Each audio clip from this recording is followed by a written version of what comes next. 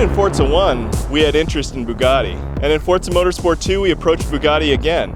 But at that time, Bugatti wasn't really interested in being in video games. But video games today have broadened out, and they're actually part of mass media. So I think that's opened up the door for us to do something with Bugatti. So now they're actually excited to be in video games. They're excited to be in Forza Motorsport. Design identifies the cars that we want to build based on how desirable they are. The Bugatti Veyron's a no-brainer. It's probably the most coveted car in the world right now. The style of the Veyron is very classic, sort of Art Deco. If a beautiful woman of the Roaring '20s stepped out of the car and the woman would perfectly complement each other.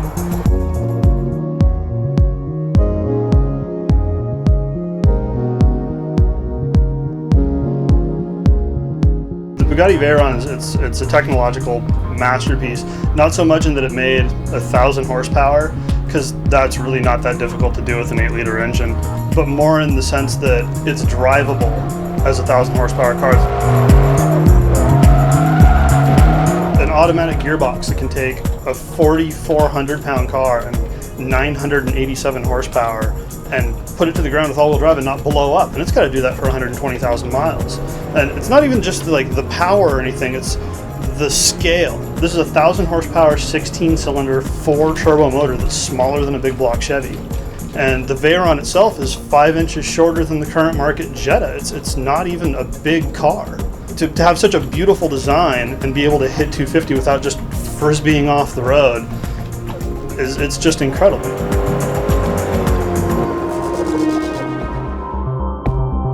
Once we've identified the car that we want, we've located it, we send a team of subject matter experts out there to either photograph the car or scan it digitally.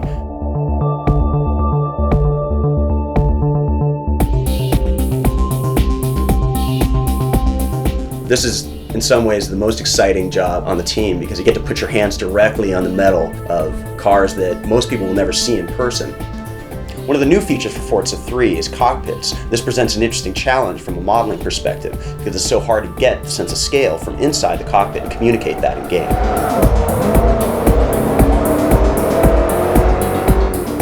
Laser scanning is an important part of that. It means we get the scale perfectly for the steering wheel, the gauges, even things that you're never going to notice in the game, like the door locks, the buttons on the radio. We have another special pass that we have to do just to make sure that all the gauges are working correctly. We have to calibrate each one to make sure that the car revs up to the top RPM that it should, that its top speed is the real one on the car.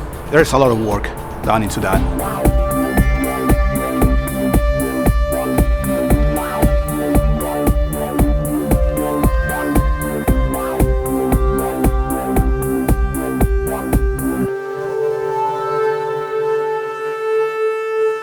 Result is a super high definition mesh. For Forza 3, we've completely revamped the graphics engine. We're pushing 10 times as many polygons as we have on any previous version. It manifests itself by what you see in the game. The beautiful lines of curvature, the detail, and the lights and the lenses. The detail in the brake rotors and calipers. They're so close to reality, they're almost indistinguishable. What you see in game is what we saw on site as we photographed and scanned the car. And the cool thing is not many people in the world have seen this car in person, only in pictures. Some people haven't even seen the interior of this car. And in Forza 3, you're going to be able to customize it, you're going to be able to drive it, you're going to be able to see the interior, you're going to be able to do almost anything and everything with this car that most people will never see in their life. Everybody's psyched about having that car in our game. It's one of the most advanced cars in the world right now. It's something out of this world pretty much. It's amazing.